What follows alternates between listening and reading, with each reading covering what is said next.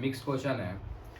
बताना है कि पहला प्रधानमंत्री जिन्होंने अपने पद से त्याग पत्र दिया था उनका नाम क्या था? मोरारजी देसाई। ठीक है, मोरारजी देसाई। तो बताना है कि सबसे ज्यादा उम्र में प्रधानमंत्री बनने वाले कौन थे? मोरारजी देसाई। ठीक है, मोरारजी देसाई ही थे। बताना है कि प्रथम गैर कांग्रेसी प्रधानमंत्री कौन थे? मोरारजी देसाई। ठीक है, मोरारजी देसाई। बताना है कि प्रथम प्रशासनिक आयोग का गठन किसकी अध्यक्षता में हुआ था? मोरारजी देसाई। ठीक है, मोरारजी देसाई के शासनकाल में अध्यक्षता में हुआ था प्रथम प्रशासनिक आयोग का गठन। तो बताना है कि कब हुआ था? 1966। ठीक है, 1966 में हुआ था प्रथम प्रशासनिक आयोग का गठन। आगे बताना है कि ऐसे कितने प्रधानमंत्री हैं ना जिनका कार्यकाल एक से ज्यादा बार रहा है? एक से ज्यादा बार 5। ठीक है, 5 हो जाएगा। 5 ऐसे प्रधानमंत्री हैं जिनका कार्यकाल एक से ज्यादा बार रहा है। आगे बताना है कि ऐसे कितने प्रधानमंत्री हैं जिनको भारत रत्न मिला है? 8 है। ठीक है, 8 प्रधानमंत्री हैं जिनको अभी तक भारत रत्न मिल चुका है। बताना है कि कैबिनेट शब्द मूल संविधान में नहीं था, तो कौन से संविधान संशोधन के तहत आर्टिकल 352 में इसको जोड़ा गया था? 44वां संविधान संशोधन 1978। ठीक है, 44वां संविधान संशोधन 1978 के तहत इसको आर्टिकल 352 में कैबिनेट शब्द को जोड़ा गया था। आगे बताना है कि अविश्वास प्रस्ताव में कम से कम कितने मंत्रियों की समर्थन होना चाहिए? 50। ठीक है, 50 मंत्रियों का कम से कम समर्थन होना चाहिए अविश्वास प्रस्ताव में। तो बताना है कि जो अविश्वास प्रस्ताव होता है ये हमेशा किस सदन में लाया जाता है? लोकसभा। ठीक है, ये हमेशा लोकसभा सदन में लाया जाता है। बताना है कि ये विपक्षी दल के द्वारा लाया जाता है या मतलब कि जो पार्टी में रहते हैं उसके द्वारा लाया जाता है? विपक्षी दल के द्वारा। ठीक है, जो ये अविश्वास प्रस्ताव होता है ये हमेशा विपक्षी दल के द्वारा लाया जाता है।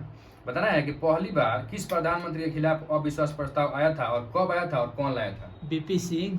नहीं, वीपी सिंह नहीं मोरारजी होगा। देसाई जवाहरलाल नेहरू के शासनकाल हाँ, में। जवाहरलाल नेहरू के समय पहली बार अविश्वास प्रस्ताव आया था। तो कब आया था, कौन लाया था?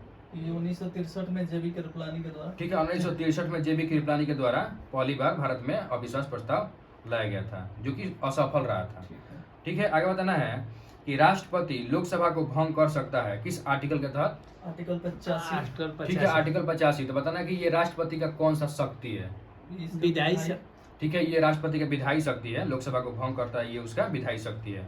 बताना है कि राष्ट्रपति का अध्यादेश, राष्ट्रपति का सत्र बुलाना या राष्ट्रपति का सत्रवासन करना, सत्र का सत्रवासन करना, ये राष्ट्रपति का कौन सा शक्ति ये है? भी विधायी शक्ति है। ठीक है, ये सभी जो ये शक्ति है ये उनका राष्ट्रपति का विधायी शक्ति है।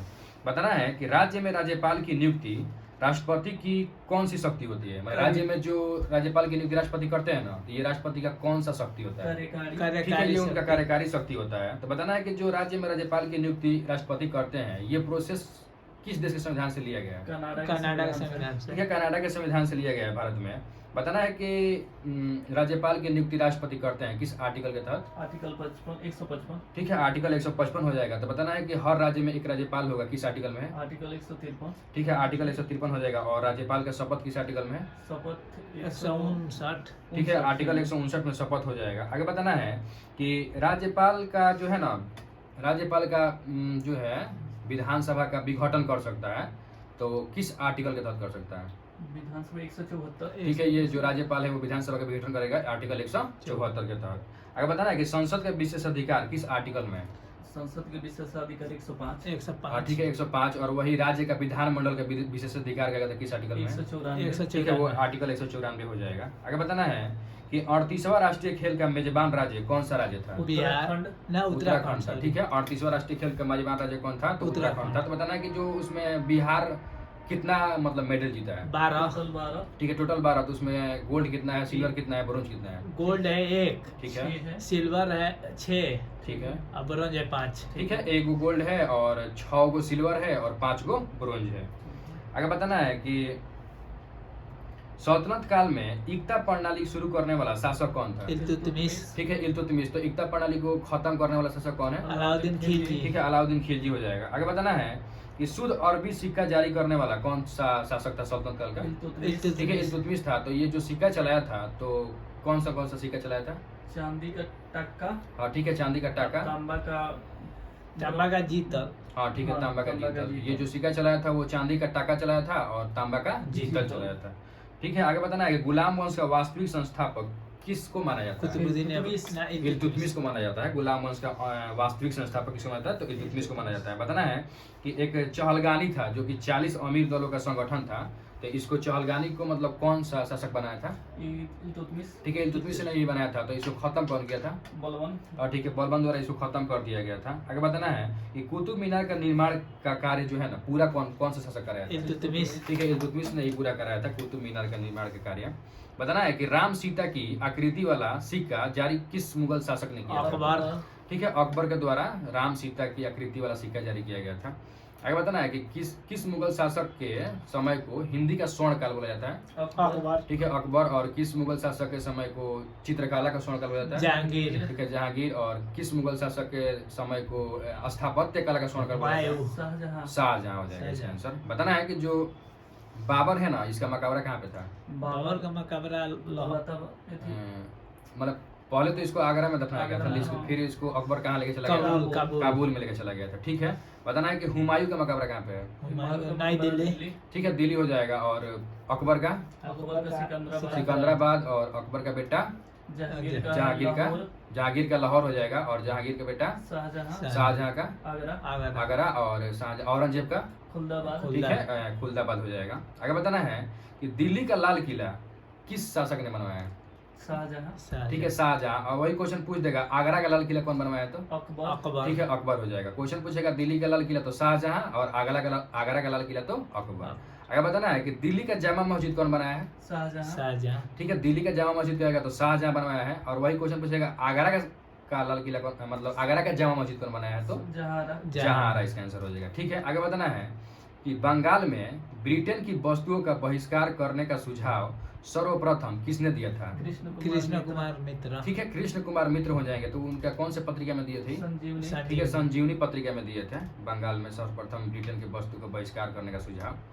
आगे बताना है कि भारतीय सुधार संघ की स्थापना किसने और कब किया था? केशव चंद्र चंद्र सेन। सेन 1870 में। ठीक है, केशव चंद्र सेन ने दिया था 1870 में। भारतीय सुधार संघ की स्थापना यही किए थे, केशव चंद्र सेन 1870। आगे बताना है कि पूना सार्वजनिक सभा की स्थापना किसने और कब किया था? एमजी रनाडे के द्वारा 1870 में। ठीक है, एमजी रनाडे के द्वारा 1870 में किया गया था पूना सार्वजनिक सभा की स्थापना। तो बताना है कि विधवा पुनर्विवाह एक संगठन है, तो इसका स्थापना किसने और कब किया था? एमजी रनाडे 1861। ठीक है, एमजी रनाडे के द्वारा 1861 में किया गया था विधवा पुनर्विवाह संगठन की स्थापना। बताना है कि दक्कन एजुकेशन सोसाइटी की स्थापना कब हुआ था और कहाँ पे हुआ था? ये दक्कन एजुकेशन 1884 ठीक है, 1884 में पुणे में हुआ था। ठीक है, आगे बताना है कि सत्यशोधक समाज की स्थापना किसने और कब किया था? ज्योतिबा फुले 1873। ठीक है, ज्योतिबा फुले 1873। और वही पूछेगा सत्यार्थ प्रकाश पुस्तक कब मतलब लॉन्च हुआ था?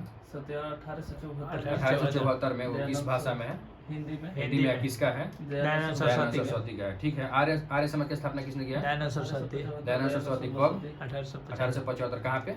ये महाराष्ट्र। महाराष्ट्र, मुंबई में। ठीक है, आगे बताना है कि दुनिया का सबसे शुष्क मरुस्थल कौन सा है? आटाकामा। ठीक है, आटाकामा मरुस्थल हो जाएगा, जो कि चिली के सीमा पे है। ठीक है। साउथ अमेरिका और चिली के सीमा पे है आटाकामा मरुस्थल, जो कि दुनिया का सबसे शुष्क मरुस्थल है। अगर बताना है कि पेंटागोनिया का मरुस्थल और गोबी मरुस्थल और लद्दाख मरुस्थल, ये जो मरुस्थल है तीनों, ये किस प्रकार के मरुस्थल का उदाहरण है? शीतोष्ण। ठीक है, ये शीतोष्ण कटिबंधीय मरुस्थल का उदाहरण है, पेंटागोनिया, गोबी और लद्दाख। बताना कि पेंटागोनिया का मरुस्थल किस देश में है? अमेरिका में। ये एथी में है, अर्जेंटीना में है। Sorry, Argentina. ठीक है, आगे बताना है कि भारत के किस किस राज्य में पंचायती राज व्यवस्था नहीं है? तो नागालैंड। ठीक है, नागालैंड, मेघालय, मिजोरम। ठीक है, नागालैंड, मेघालय और मिजोरम में पंचायती राज व्यवस्था नहीं है। बताना है कि पश्चिम बंगाल में कितने स्तर का पंचायती राज व्यवस्था है? द्विस्तरीय है। 4 स्तरीय है वहाँ पे, पश्चिम बंगाल में 4 स्तरीय है। ठीक है, आगे बताना है कि पंचायती राज को कौन से संविधान संशोधन के तहत जोड़ा गया था?